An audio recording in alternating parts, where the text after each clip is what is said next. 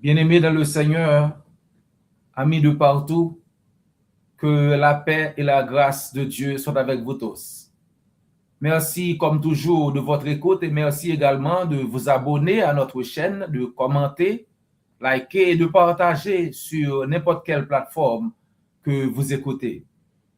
Si vous ne l'avez pas encore fait, n'oubliez pas de vous abonner et activer la notification afin de recevoir des notifications chaque fois que nous sommes dans l'air. Cette étude biblique est également disponible en anglais et en créole sur notre chaîne. Si vous souhaitez écouter dans une autre langue, rendez-vous sur la chaîne et choisissez la langue que vous souhaitez écouter. This Bible study is also available in English and Creole on our channel. If you'd like to listen in a different language, please go to the channel and pick the language you'd like to listen to. Étude biblique ça disponible tout en anglais à créole sur channel là. Si vous avez écouté dans l'autre langue, tant pis, allez sur channel là et puis choisir langue où vous avez écouté. Que le Seigneur bénisse l'étude de sa parole. Il y a des moments dans la vie où nous nous sentons très petits. Peut-être en regardant l'immensité de l'océan ou en contemplant le ciel étoilé pendant une nuit claire. Dans ces moments-là, nous ressentons profondément combien nous sommes petits dans un univers immense. Et c'est exactement l'expérience du roi David lorsqu'il écrit le psaume 8. Dans le psaume 8, David nous parle de ce qu'il constate. Il regarde le ciel, la lune et les étoiles, et il se pose une question qui traverse les siècles. Qu'est-ce que l'homme pour que Dieu se souvienne de lui? Qu'est-ce que l'homme pour que tu te souviennes de lui, Éternel? Cette question est l'une des plus profondes de toute la Bible. Elle pose en réalité trois grandes petites questions.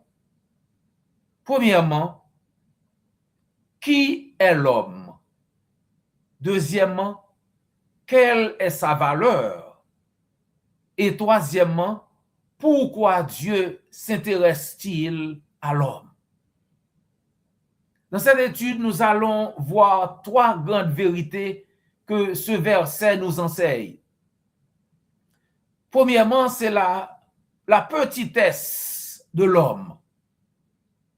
Deuxièmement, c'est l'attention incroyable de Dieu pour l'homme. Et troisièmement, c'est la dignité et la destinée que Dieu a donnée à l'homme. Tout d'abord, la petitesse de l'homme devant la grandeur de Dieu. Le psaume 8 commence avec ces paroles. Quand je contemple les cieux, ouvrage de tes mains, la lune et les étoiles que tu as créées, ça c'est psaume 8, verset 3. David contemple l'univers.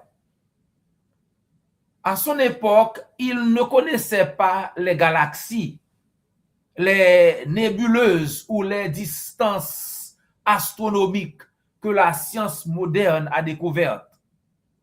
Et pourtant, simplement en regardant le ciel, David comprend déjà une chose.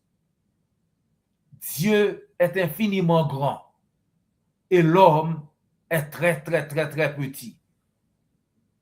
Aujourd'hui, nous savons que l'univers est immensément vaste. Il existe des milliards de galaxies et chacune contient des milliards d'étoiles. C'est grand. Notre planète Terre n'est qu'un petit point dans cet univers si grand, un univers gigantesque. Face à cette immensité, David pose la question, qu'est-ce que l'homme? La Bible rappelle souvent la fragilité humaine. Dans le psaume 144, verset 4, nous lisons « L'homme est semblable à un souffle. Ses jours sont comme l'ombre qui passe. » Chers amis, nous le savons tous, notre vie ici-bas est très, très courte. Nous sommes ici pour quelques années seulement, puis nous disparaissons. Dans Ésaïe chapitre 40 au verset 6, Ésaïe écrit « Toute chair est comme l'herbe, et toute sa grâce comme la fleur des champs. L'herbe pousse, elle fleurit, puis elle sèche. » C'est l'image de la vie humaine, chers amis. Cela devrait produire en nous l'humilité vis-à-vis de Dieu. Dans notre monde moderne, l'homme pense souvent être très grand. Il construit des villes immenses. Il développe des technologies incroyables. Il explore l'espace. C'est très bien. Mais pourtant, devant Dieu, chers amis, l'homme reste encore une créature fragile et limitée. La première leçon du psaume 8 est donc celle-ci. Nous devons reconnaître notre petitesse devant la grandeur de Dieu. Deuxièmement, malgré tout, Dieu se souvient de l'homme. La deuxième partie du verset est encore plus étonnante. David ne dit pas seulement que l'homme est petit, il ajoute que pourtant Dieu se souvient de lui.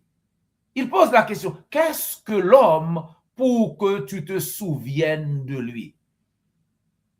C'est ça le miracle de la grâce. Le Dieu infini pense à l'homme qui est si petit. Le créateur de l'univers n'est pas un Dieu lointain, chers amis. Il n'est pas un Dieu indifférent. C'est un Dieu qui se souvient de nous. La Bible nous enseigne que Dieu connaît chaque personne individuellement. Nous lisons dans le psaume 139 au verset 1er, « Éternel, tu me sondes et tu me connais. » Dieu connaît nos pensées, nos luttes, nos peurs, nos besoins, chers amis. Jésus lui-même a dit, « Ne vend-on pas 2 passereaux pour 1 sou? Cependant, il n'en tombe pas un à terre sans la volonté de votre Père. » Et il ajoute, « Et même les cheveux de votre tête sont tous comptés. » Matthieu 10, versets 29 et 30. Même les cheveux de votre tête sont tous comptés. Imaginez cela. Le Dieu qui gouverne les galaxies connaît le nombre de cheveux sur votre tête. Incroyable. Cela signifie que vous comptez pour Dieu, chers amis. Peut-être vous vous sentez parfois oublié. Peut-être que le monde vous a ignoré. Peut-être que des gens vous ont abandonné. Mais la Bible déclare une vérité puissante, chers amis. Dieu ne vous oublie jamais. Dieu a donné une dignité extraordinaire à l'homme. Donc le psaume continue avec une déclaration surprenante. Psaume 8, verset 5 dit, « Tu l'as fait de peu inférieur à Dieu, et tu l'as couronné de gloire et d'honneur. » Même si l'homme est petit, chers amis, Dieu lui a donné une position spéciale dans la création. La raison est donnée dès le début de la Bible. Dans Genèse chapitre 1er au verset 27, nous lisons Dieu créa l'homme à son image. Aucune autre créature n'a été créée à l'image de Dieu. Aucune autre créature n'a reçu ce privilège, chers amis. Les animaux sont merveilleux, mais ils ne sont pas créés à l'image de Dieu. L'homme possède quelque chose d'unique, une conscience morale, la capacité d'aimer, la capacité de connaître Dieu, la capacité d'adorer Dieu. Dieu a aussi donné à l'homme une responsabilité, chers amis. Aussi, lisons-nous dans Psaume 8, verset 6, « Tu lui as donné la domination sur les œuvres de tes mains. » L'homme est appelé à gérer la création de Dieu. Cela signifie que la vie humaine a une valeur immense devant Dieu. Chaque personne que nous rencontrons, chers amis, est créée à l'image de Dieu. Chaque personne est créée à l'image de Dieu. L'accomplissement ultime est en Jésus-Christ. Le Nouveau Testament révèle une dimension encore plus profonde de ce psaume. Dans Hébreux chapitre 2, versets 6 à 9, nous trouvons le psaume 8 cité et appliqué à notre Seigneur Jésus-Christ lui-même. Jésus est devenu homme. Le Fils de Dieu est entré dans notre condition humaine. Il a connu la fatigue, la souffrance, la tentation et même la mort, chers amis. Pourquoi? Pourquoi? Pour nous sauver. La plus grande preuve que Dieu se souvient de l'homme est la croix de notre Seigneur Jésus-Christ.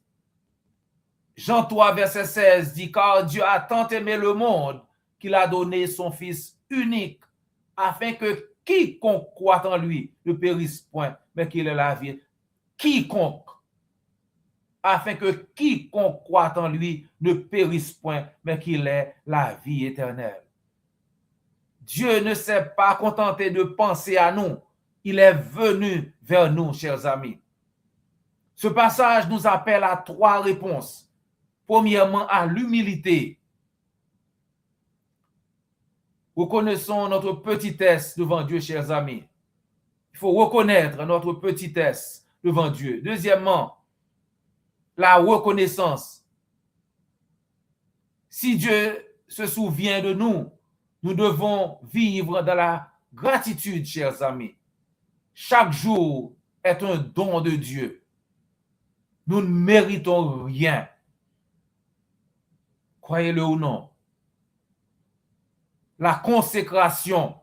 Si Dieu nous a créés et aimés, chers amis, notre vie doit lui appartenir.